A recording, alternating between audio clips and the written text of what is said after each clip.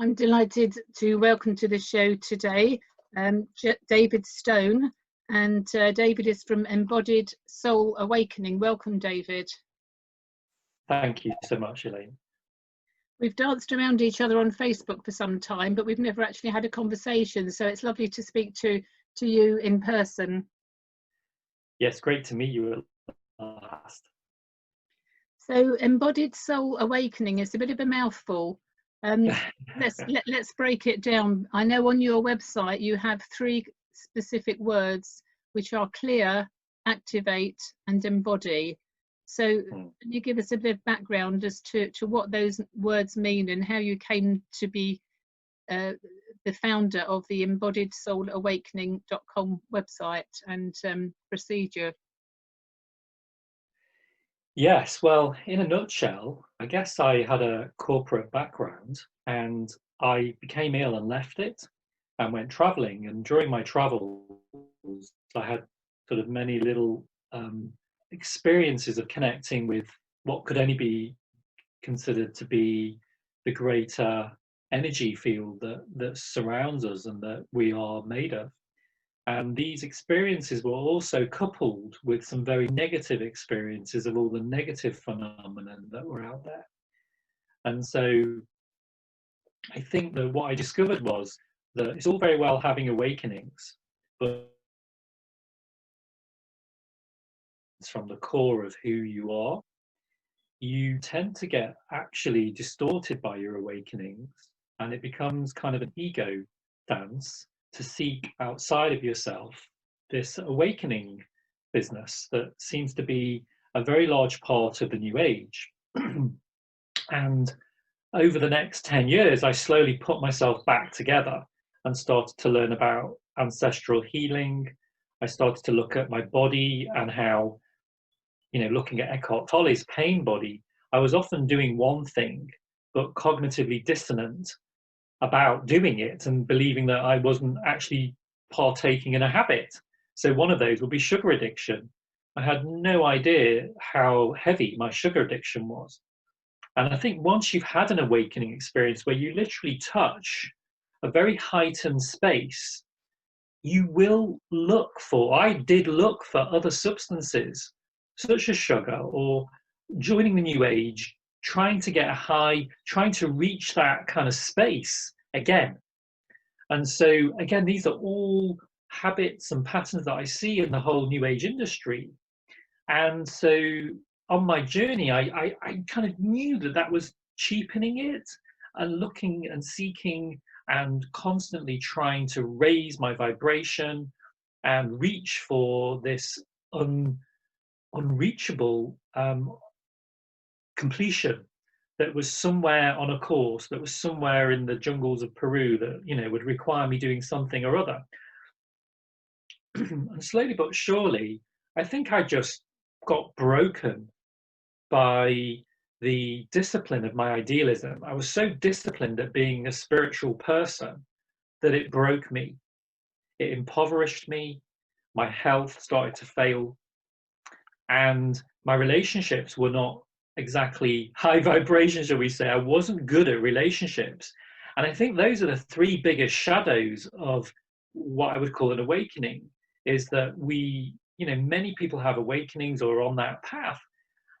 And they're seeking this happiness, they're seeking this completion, but there's a cognitive dissonance where really behind that kind of program, there's a deeper disconnection from that which isn't working. And I think we've seen that in the expose of many yoga teachers, many healing teachers, many celebrities, people of all industries, but particularly the healing industry, some of these horrific abuses of power and privilege and gifts. And so I moved away from London and went and trained as a Gestalt psychotherapist, which enabled me to start to put myself back together and see that you needed a grounding in psychology and trauma, and in the very moment of embodied moment to moment synthesis between the mind, the body, and the spirit, and how they were all intrinsically interwoven.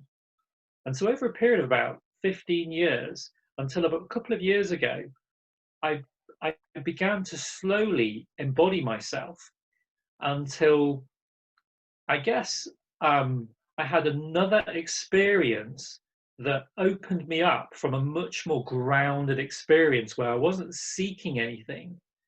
And when you feel that connection to all that is, but you're grounded so that you're not seeking any sense of identity from an awakening. The awakening itself doesn't complete you, but it's your ability to use that energy, that power, that connection to bring healing into your relationships, into your health, and into your connections with others. And obviously, and your success and your purpose in life, these primary areas that we're all kind of hungering for, seeking for, and want a better life, want to be healthy, want to be happy. And so that's really where Embodied Soul Awakening was born. It's really where I use the synthesis of these experiences and these trainings, and a lot of the, I would have to say, a lot of the negative side has informed me much more than the kind of happy, clappy, kumbaya aspects of my spiritual experiences that would have kind of kept me seeking pleasure and seeking highs, rather than getting in the kind of the mud and facing the patterns, looking at the dynamics that create those patterns, and then using that connection to that higher power to come in and literally, like the 3 acronyms of my website, to clear. So once you start clearing that connection on a higher level, so on a quantum level, so it's like a stitching that goes through space and time, through your DNA and through your ancestry, into the other world where they are often hanging out in the lower astral, and starting to dissolve that weave, that tapestry that makes you a kind of a pawn in a game that you didn't know you were being played through. So you're playing out these habits of, say, boom and bust in your business, maybe periodic health issues, maybe a certain type of sexual dynamic in your relationships that's unsatisfying, or a relational dynamic that leads to the breakdown of relationships, or becoming very neutered or neutral in your relationship to the other gender or your preferred gender.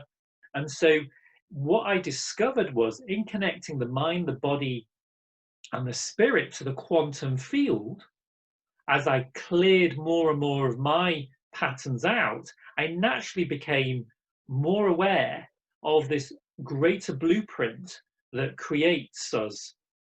And it's the blueprint that actually manifests the human body, not the other way round. And as I come to a close on answering the question, it's the great forgetting that we're not just this human body acting out this life, that we're actually a higher intelligence that has created the body.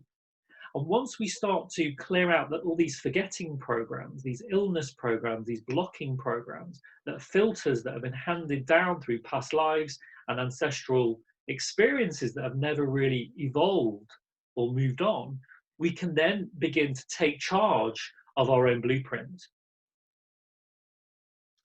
So there's a lot you said there, an awful lot you said there, and I've made no end of notes. Which word do I pick on? Which phrase do I pick on to ask you about it, to delve deeper? Very interesting, David. So let's go back a bit. Your corporate career. What was it that you did in corporate, and why do you think it was that you burnt out? Right. Yeah.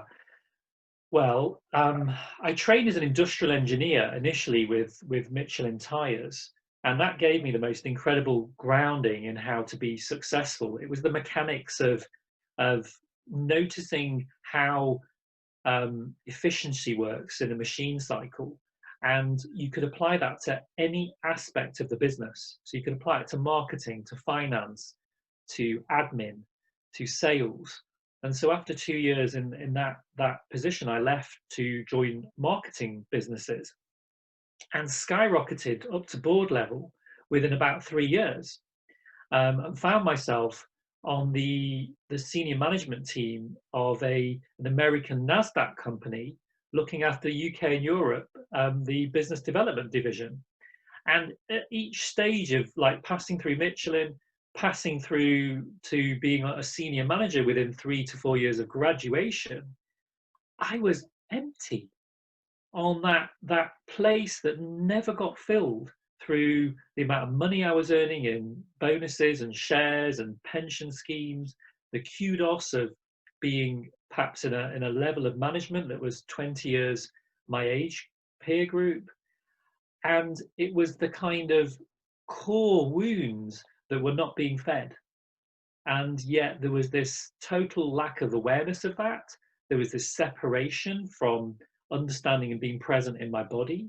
So I began to experience a lot of psychic phenomena taking me over.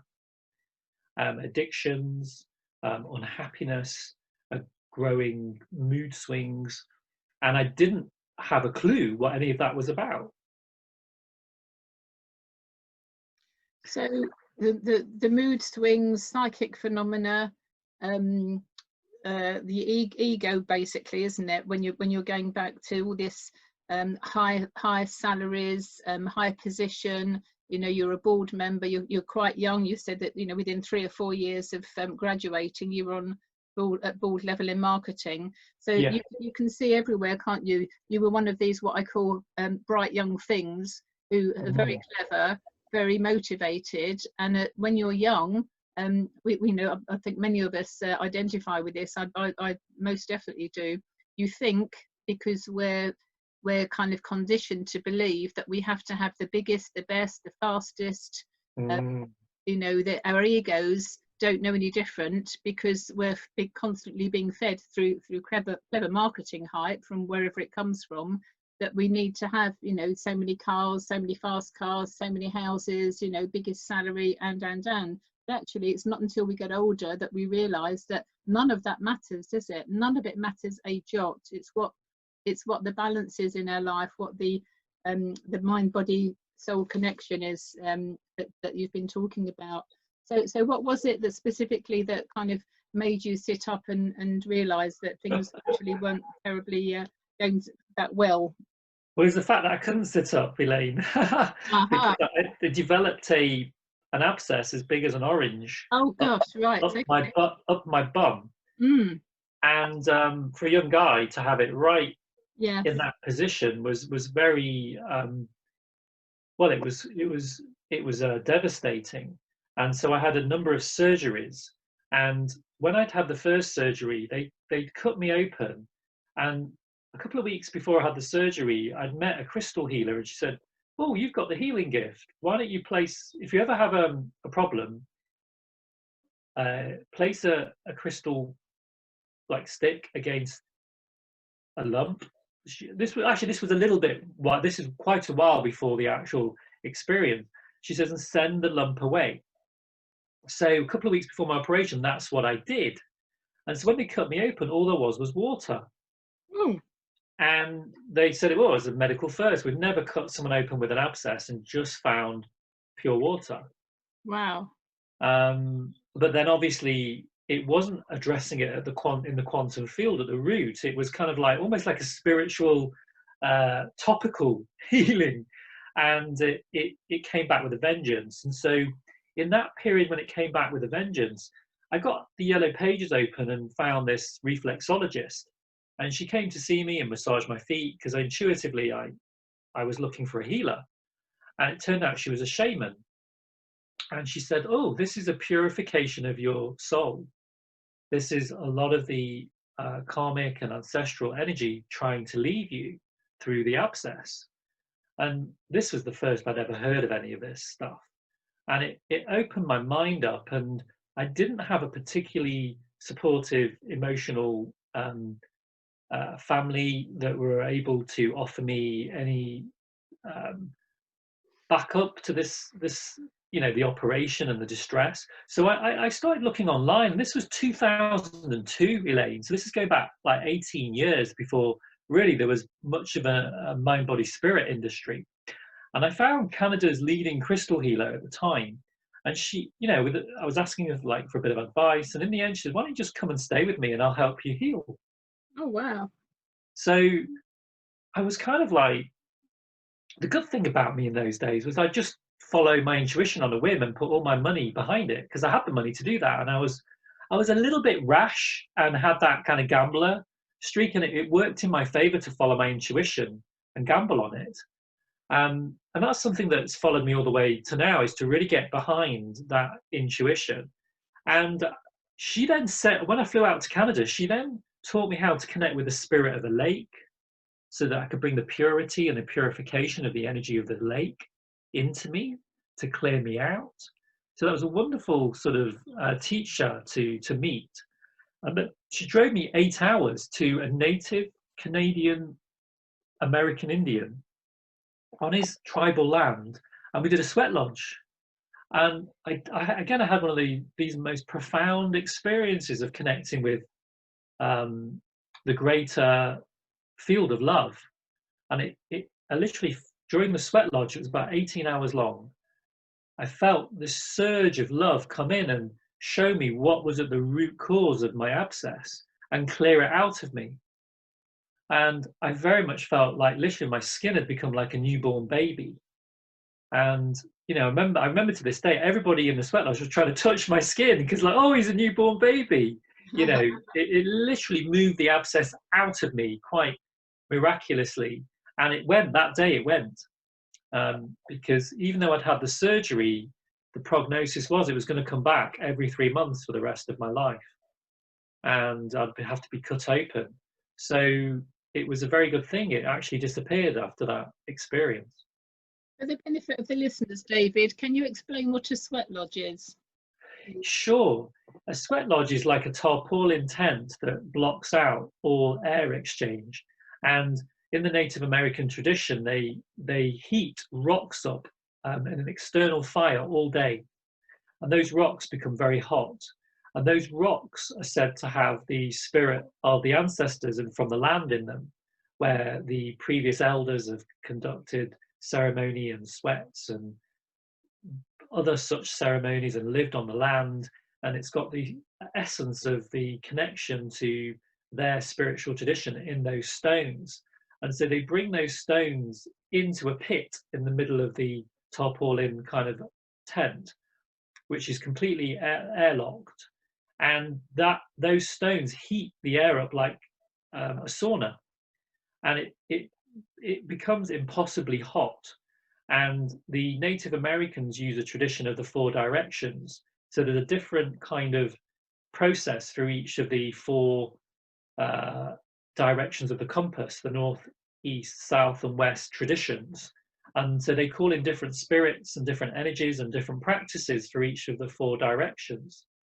And so it was during those callings in and those sharings, we'd share different elements of our life, that this kind of, I guess, this abscess, this, you know, on a kind of quantum level, it would have been an accumulation of feelings, energies, patterns, and emotions that were never resolved, and that had become like a physical disease in me that started, I guess, to crack with both the pressure of the heat, the vacuum in the sweat lodge, and also the amount of spiritually aware kind of higher awareness being focused on a blockage. So it kind of pushes on the blockage, a bit like taking a plunger down a toilet, and it creates an air pressure on the U-bend to move the kind of blockage down the toilet and down the drain. Well, in the same way, the circumstances of a sweat would, you know, create that pressure to expunge the blockage in the human vessel, so that the accumulation of patterns, habits, emotions, dis-ease are able to be eased out, I guess. And so it dissolves what appears to be very physical. But of course, when you look at the atoms of the human body, we're 99.99% space. And so we really aren't solid at all. And so a disease that can appear to be very solid is actually just, you know, a quantum phenomena, just as much as our body, as I was saying in the intro, is a quantum phenomena that is really the manifest version of our intention as a higher being. This is getting very sort of woo-woo for listeners who have not come across this before.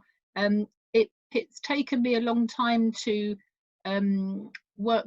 I don't think it's when you first start hearing about this stuff. You said yourself 18 years ago, Yeah. you know, from 18 years to where you are now. It's taken me a few years as well.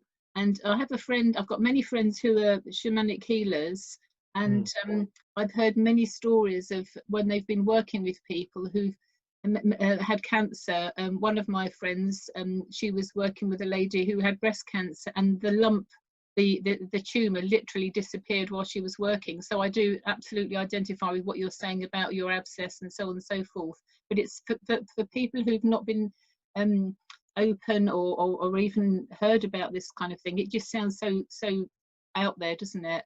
So for people who have maybe they're only just kind of hearing this, you know, now, bring us back to what you were talking about with Eckhart Tolle, the cognitive dissonance, and the Gestalt, because that kind of has a bit more understanding, and people can certainly Google, YouTube, whatever, any of this stuff we're talking about. So it's not, you know, we're not completely both bonkers. But the Gestalt training that you've had, and let's kind of bring it back to a bit more ordinary understanding, should we say, for a lay person.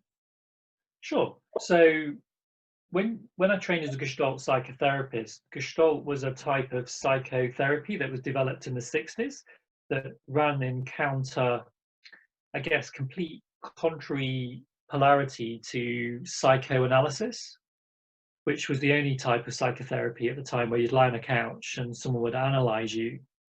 And a chap called Fritz Perls and a couple of his colleagues in the hotbed of Esalen in the 60s, like an American personal growth retreat, developed Gestalt psychotherapy, which was very much about getting into the body. So rather than analyzing someone's emotions, they would look at how those emotions were embodied within somebody, how someone with mental health problems, neuroses would show up from not just a kind of analytical, mind-based place of observing and analyzing that person, but they would literally observe how that person showed up physically with mental issues, with physical issues, and engage with that person more as an equal rather than as someone they couldn't look at while they were lying on the couch. So it really did bring in the whole era of what we now understand as counseling and psychotherapy. There's actually very few Freudian analysts left. And what happened was Fritz Perls created such a big swing of the pendulum that now everything you see is as a result of that kind of maverick way of opposing the status quo of what everybody understood was psychotherapy. And so I guess what I've just talked about will in time, in a similar way, it's similar to what Fritz Perls did to psychotherapy in the 60s. And so Carl Rogers came down in the middle. We had Fritz Perls on the extreme, and Carl Rogers came down right in the middle, which was very person-centered. So a lot of the psychotherapy and the coaching and the counseling we know today is actually Rogerian after Carl Rogers, who had a very person-centered approach. But what was beautiful about Fritz Perls and to some extent Carl Rogers and the Rogerian approach is that Fritz Perls believed that we are inherently capable of coming back into equilibrium. We are an aspect of nature, just like an animal tends to know how to nurse itself back to health intuitively through the herbs or the plants. It knows what to eat when it's sick. The diet it has, the sort of behaviors it has. Animals, when you look at the natural kingdom and you look at nature, nature knows how to be in harmony with itself. And so as human beings, as part of the natural kingdom, there's a central tenet that we inherently do know how to come back into equilibrium.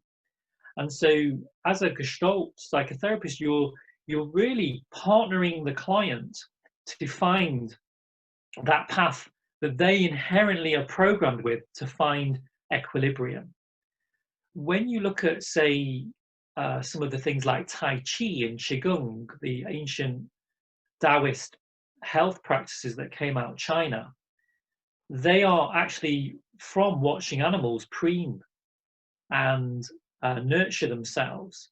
They're often watched, they're all based on animal forms. And when humans practice those animal forms that Tai Chi and Qigong are based upon, it brings you back to health, which is why Tai Chi and Qigong work, because they're literally looking at the mechanics of the natural kingdom and how we as humans have kind of forgotten how to come back to equilibrium without necessarily the pharmaceuticals or even the therapy, and how innately the kind of animalistic part of us knows well-being. It knows inherently how to find the therapists, the right remedies, the right pharmaceuticals that we usually give away. We usually bypass that to the Freudian analyst or the doctor or the surgeon, and in some cases that's very needed. But what I find incredibly empowering is that it makes you responsible for your well-being, for your life, for your mental health, that nobody can kind of give you ultimately a magic pill to make it go away. That agency of responsibility is yours. And once you own that agency, it opens up so much potential to partner with the medical profession, with psychotherapists, to really make that healing work. And so the Gestalt very much centers around finding out the missing components, because what Gestalt means is the whole is the kind of composition of all the parts and then some. And that's what makes up a Gestalt. It's the completion of all the parts that create something greater than itself. And so as human beings, we're constantly looking for that thing that's going to complete us, whether it's love, success, money, whether it's something that we're grieving that's going to fill that hole of grief, whether it's elation, so we've got depression because we don't know how to reconnect to our joy. So there's something missing. And so in the theory of Gestalt is that we're constantly looking to find that missing piece so we can complete the Gestalt.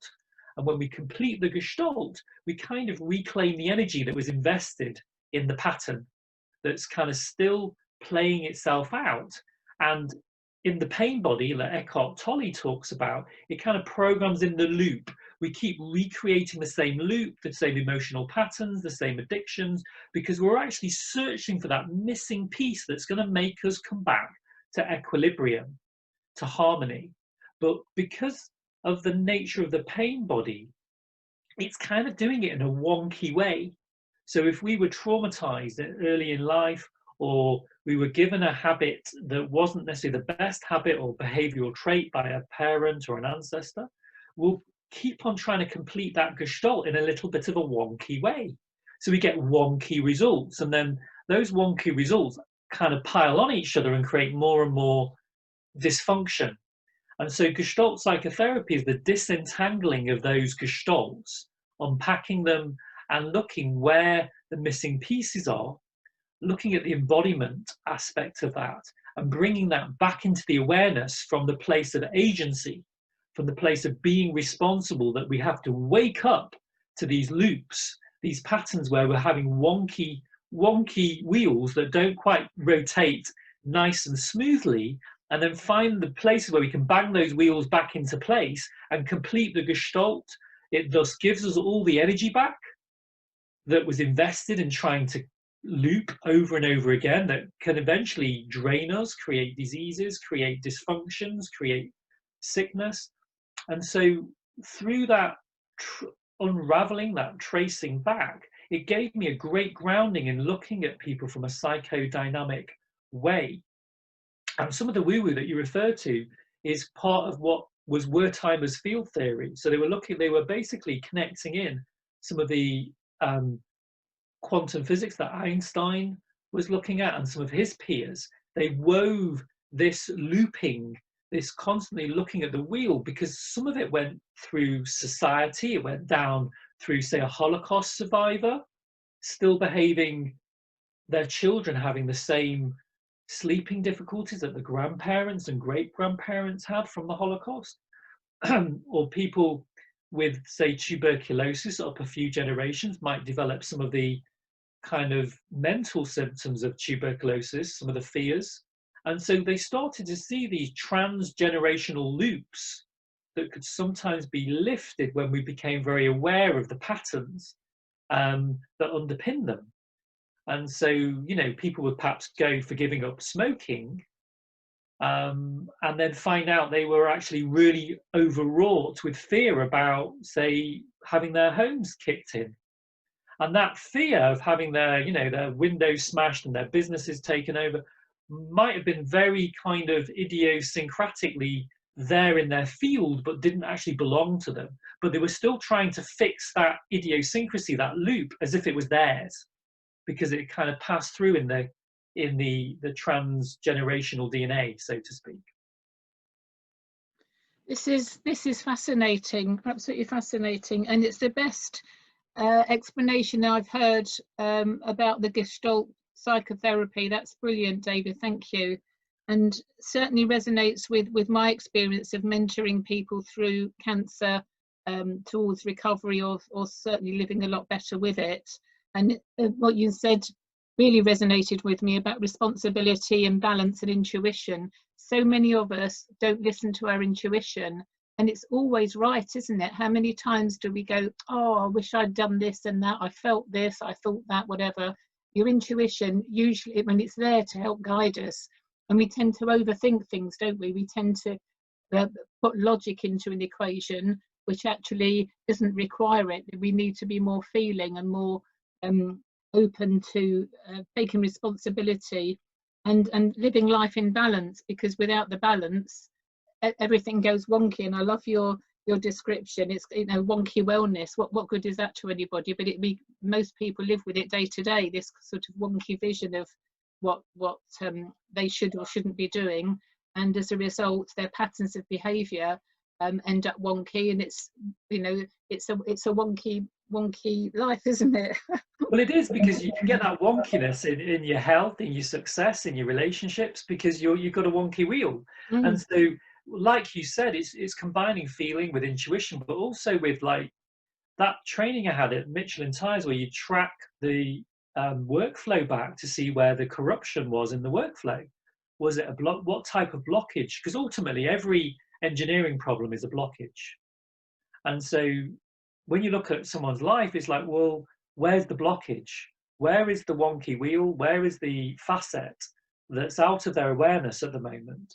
That if they are truly have the conviction that they are the change agent, whether they need chemotherapy, we're not negating the medical industry, or we're not negating, say, taking antidepressants. But what we're saying is that there's an agency that you could be responsible for, and that often it goes much deeper than just popping a pill.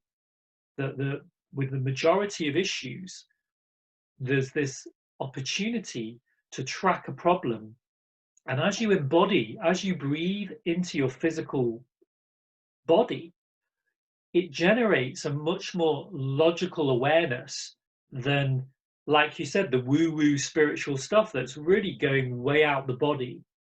And this embodied intuition that comes both grounded in logic, because you're literally looking at the mechanics of your life. Like, say, when a plane is blown up, they would get the wreckage of the plane, they would lay it all out in a big hangar, and then where they see the blast area, they could determine why the plane blew up. So if it was a bomb, it might be coming from the luggage, but if it was an engine issue and a mechanical issue, it would be coming from the propeller.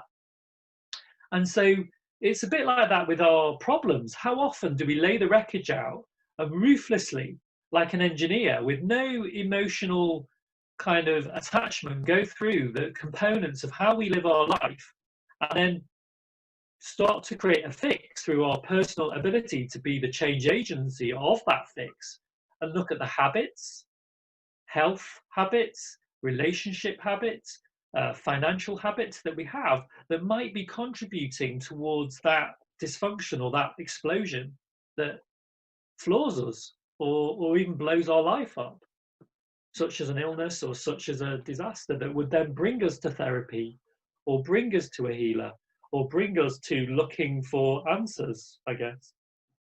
Absolutely. The taking responsibility bit for me is absolutely huge. And I'm finding that fewer and fewer people are taking responsibility. They're just expecting, you know, to pop a pill. 10 years ago plus, I used to run cardiovascular health clinics.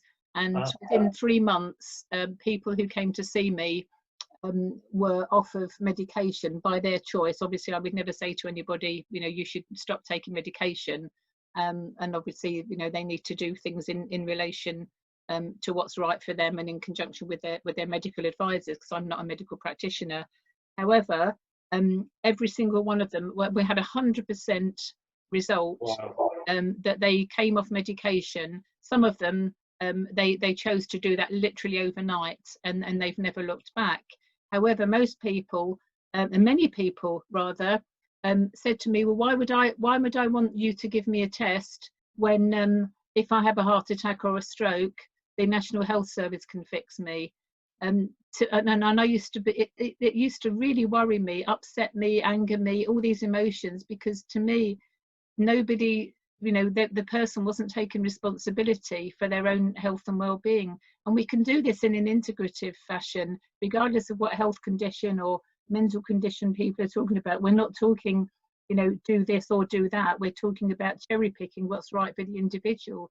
And the only person who will know what's right for the individual is the individual themselves. No doctor, no health practitioner, no healer, you know, can say what's right, what's wrong. All we can do is guide, provide information and education for people to make their own informed decisions.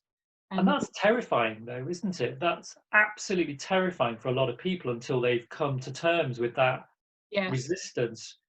In Gestalt, there was a guy called Arnold Bezer, and he called it the paradoxical theory of change. And it's that exact moment that you're describing with your heart patients, that they go, oh, well, you know, can you give me a pill, and can the NHS fix this? Or, you know, someone comes to therapy and go, fix me. And it's that moment when they keep bringing the scenarios to therapy, like, oh my God, my partner's just cheated on me. And then, you know, 6 months later, oh, my new girlfriend just cheated on me. And then a year later, oh my God, my new partner's just cheated on me. And they get this perennial pattern. And then you go through what Fritz Perls used to call the blue baby phase, where you start to withdraw the support that would collude with that pattern and that would keep running over and over again over the years. And so what starts to happen is they start to kind of choke, like they call it the blue baby syndrome. And so that person can't use you to support their kind of, can't collude with you to keep them stuck in a habit that isn't supporting their well-being. They can't literally use your energy and use your support to maintain their dysfunction. And so it forces them to find their own resources and to learn, like the baby learns to breathe. It opens its lungs and then it brings in the oxygen. And in the same way, Bezer coined it the paradoxical theory of change, and he wrote a whole book on it, which was, in summation, it was basically saying you get so fed up of your own shit that you decide to actually change. It's like when it's got above your mouth and it's coming down your throat and it's coming into your eyes and above your head and you're literally drowning in it. It's that moment when you go, holy schmoly, I can actually make a change here. It's not my therapist, it's not the medication, it's not the NHS. It's ultimately my responsibility, and this is what I'm going to do, and I'm going to make this change. And it literally kind of brings the person's identity out of looking for codependent kind of parent figures to be fully like birthed into their own empowerment, their own kind of sense. It's literally like a birthing of the self into the body that identifies that this is me, this is my life, and I am fully responsible for it. No one's going to kind of do it for me. That's absolutely spot on, David, and it's scary how few people recognise it in advance, and it's only when the pain is so severe for people that they will start to wake up and smell the roses. And for some people it's too little too late. I see this frequently with cancer mentoring, and people will just kind of carry on living the life they've been living, and they get a cancer diagnosis and it's, oh dear, woe is me, I'll go and get treatment. And then alongside that they still carry on living the life that got them into the problem in the first place. And it's only when, you know, they get sent home by the National Health Service and, really sorry, we can't do anything for you, that I get a call. And for some people I've been able to help them, well, a lot of people I've been able to help them, but for some it's turned into a, you know, a wonderful future life. But for others it has been too little too late, sadly. But at least we've been able to give them some comfort, you know, and live life, you know, a little bit better. But it just infuriates me so much, because, you know, I just want to give people a good shake. You know, take responsibility, use an integrative approach, do your own research, have a look out there. There's so much information, and you know, be open to referrals by people who are trusted. And with the health group that I have, Perfect Health Wellness Club on Facebook, it's full of over 3,000 members now. We've got doctors and nurses, we've got medics, wonderful healers, and all kinds of people, and lay people who've come through the other side, and they've used an integrative approach, but they've all taken responsibility. And that is the key. Take responsibility, live life in balance, use an integrative approach, whatever works for you, follow your intuition. It's none of it, this is rocket science, is it? Well, this is it. When I had that surgery in my bottom, going back to when I was 26, I spoke to my surgeon, and I had obviously had the two operations. I had the first when they removed the cyst and it was just water, and the second when it became a full-blown abscess. And she said, look, we're going to just cut it out, and you'll be rendered incontinent, because we're going to cut out the ring of muscle on your anus. So you'll need to wear an incontinence pants the rest of your life. And I said, well, hang on a minute, that doesn't sound like a very good solution for me. She goes, but I'll make it go away. I said, well, that doesn't work for me. It might solve it from a kind of statistical point of view for you, but it doesn't solve it for me from a lifestyle point of view. So she goes, well, what else do you want to do? I said, well, what other options are there? She goes, well, there is this pioneering surgery that I can learn in the States and come back, and you could be the first in the UK I could try it on. I was like, oh, tell me more. And so I guess I kind of partnered with her, and she then brought this technique back that put a thread through the abscess, out through the fistula, and then out through my butt cheek and back again. So it was like ring the roses, and tied a circle out of it. And that enabled the abscess to kind of drain.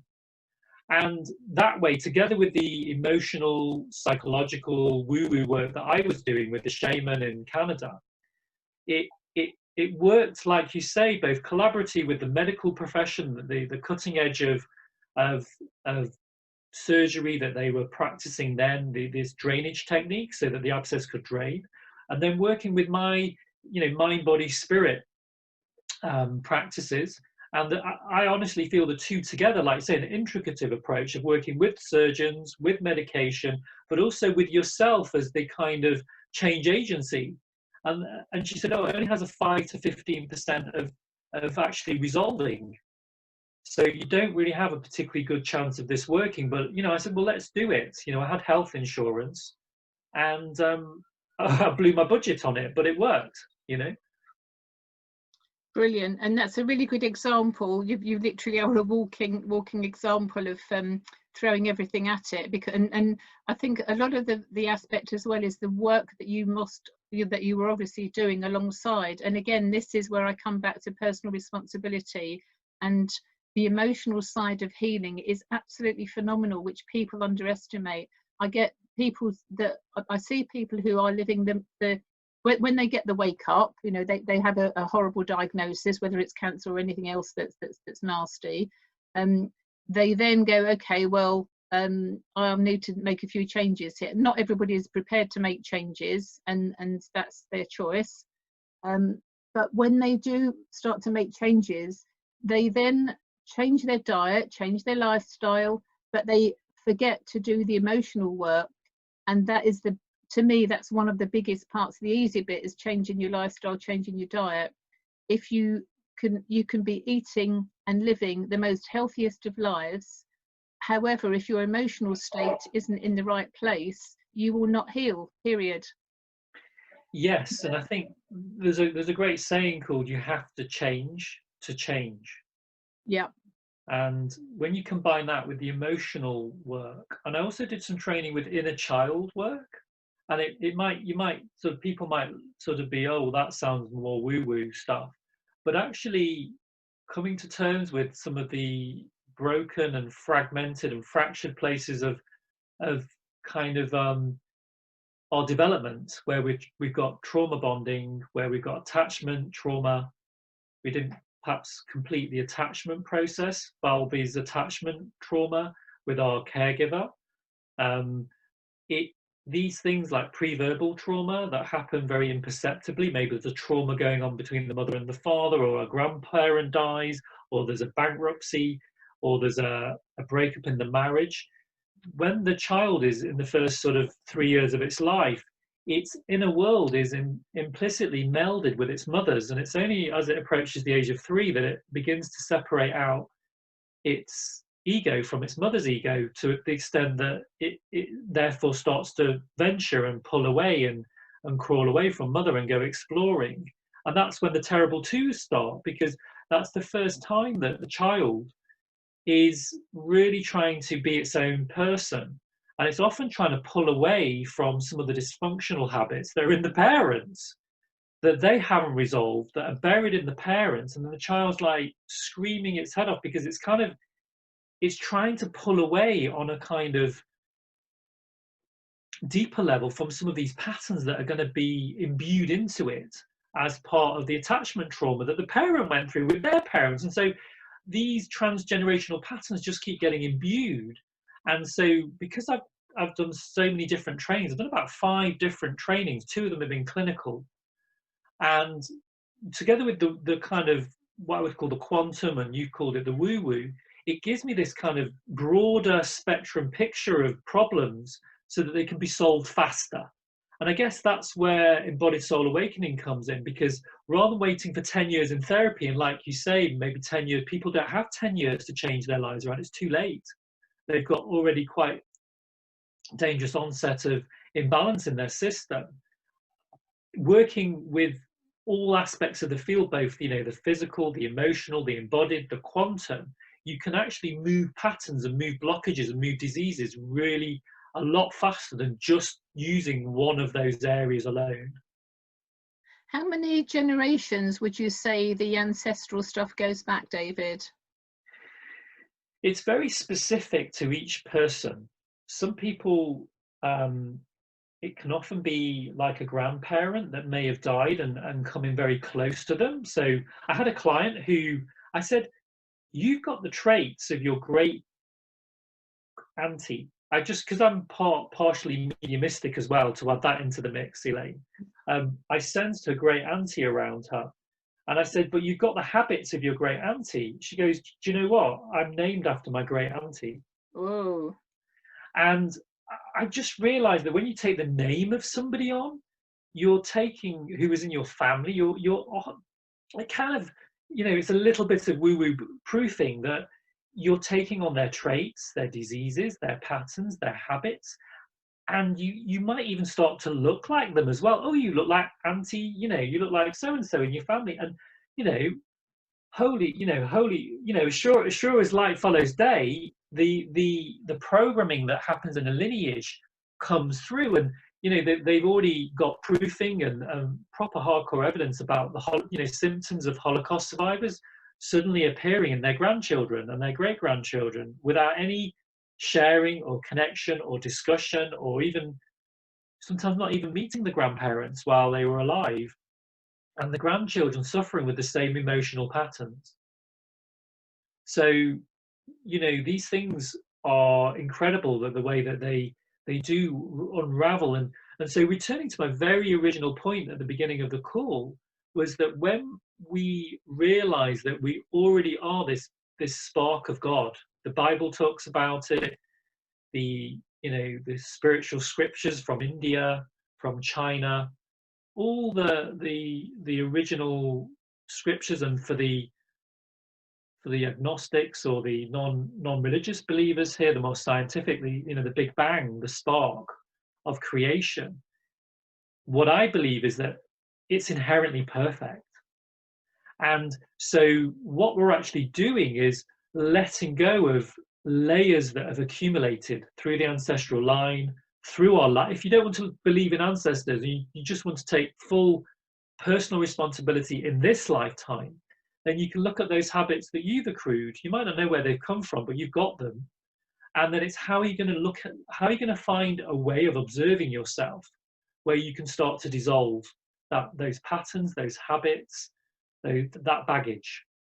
And that, as that baggage and those patterns, those habits start to dissolve, it creates a radical feedback loop of personal responsibility, coming more into your body, becoming more present, becoming more mindful, becoming healthier, becoming having better habits, better ways of conducting your life, and creating more harmony, creating more well-being, creating success that doesn't cost you your health or your happiness, creating relationships that add to you and add to the other person without diminishing either.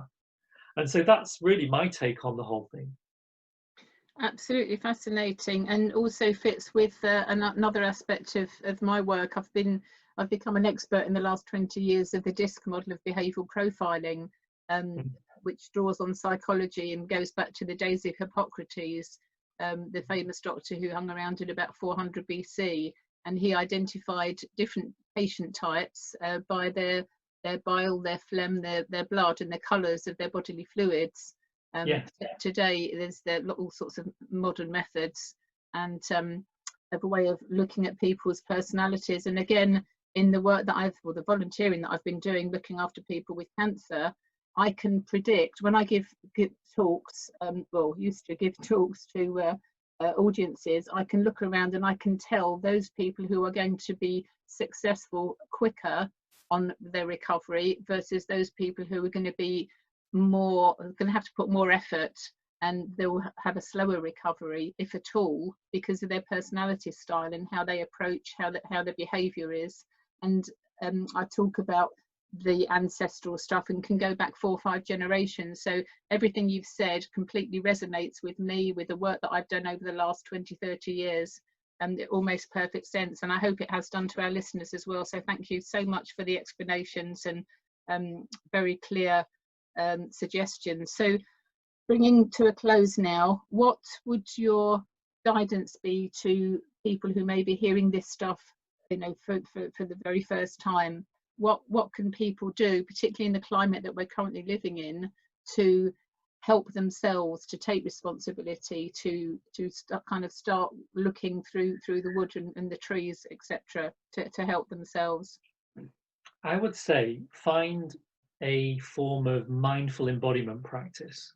So one of the most immediate and direct ways you can do that is to go and spend an hour in nature that's 15-20 minutes away from a road or civilization, so that you can only hear nature.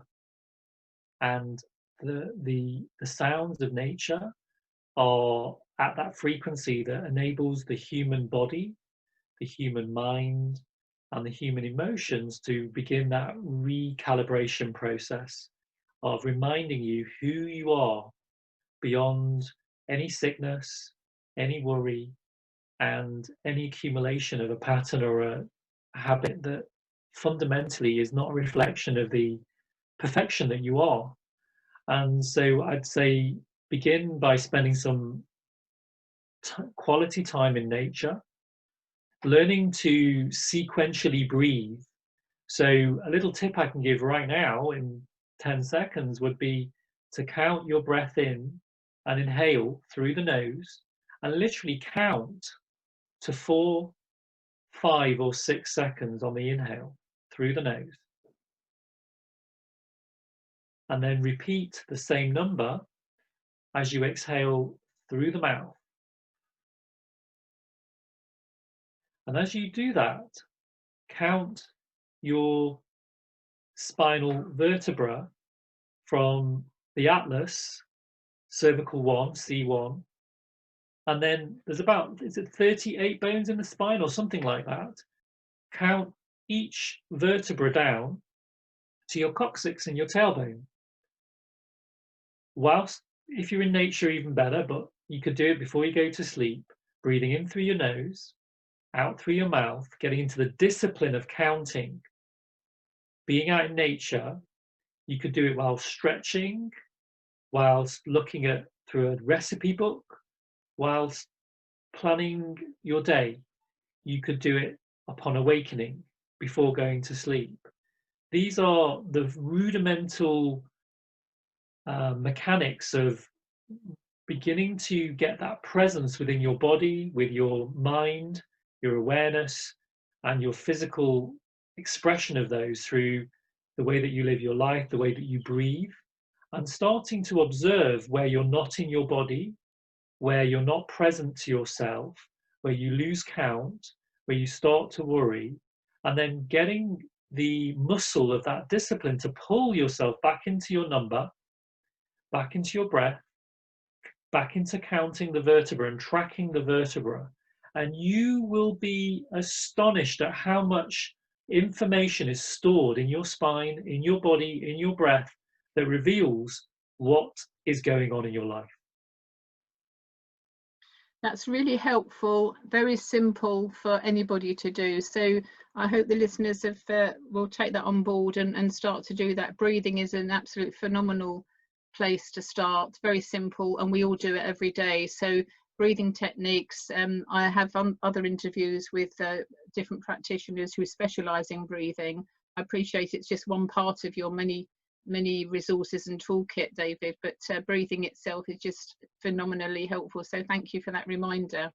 So when we set up this interview, it was going to be on the radio. I'm no longer associated with radio now because I've just my hands are too full with so many other exciting projects. So we're just going straight to podcast now rather than the radio, and that means I'm not allowed to play the music that I asked you to suggest. Oh. So what we will do, I will ask you to explain why you chose the two songs, which I'll mention in a moment, because my PA, what she does, she pulls together the music, and I have a playlist on YouTube. There's nearly 200 songs there of the most amazing selection that my guests have chosen. And also by hearing why people have chosen songs, it's actually quite informative and can be very inspiring for listeners. So you've chosen Black Eyed Peas, I Got a Feeling, and Paint It Black by the Rolling Stones. So why did you choose those songs, David? Well, I chose Paint It Black because quite often in my life, it's been the dark side that's been actually my teacher. And I noticed there's a lot of people who are afraid of talking about anything negative and facing negative things and looking at them and actually breaking them down. And there's actually a lot of power that we've trapped in the negative that we can claim back. And our psyche is both full of light and dark. And when we stop being in judgment about evil and good, and we just start seeing them both as necessary forces that balance each other out, warts and all, without the judgments, we can reclaim more of our wholeness. So that's Paint It Black. And then I Got a Feeling by the Black Eyed Peas. That's very much, I would say, when I connect to that essence that is I talked about in my woo-woo part of the interview, whereby there's a kind of force within us that is always well, it's always abundant, it's always balanced, it's always connected to all that is in the world, whether you're religious, whether you're spiritual, whether you're a non-believer.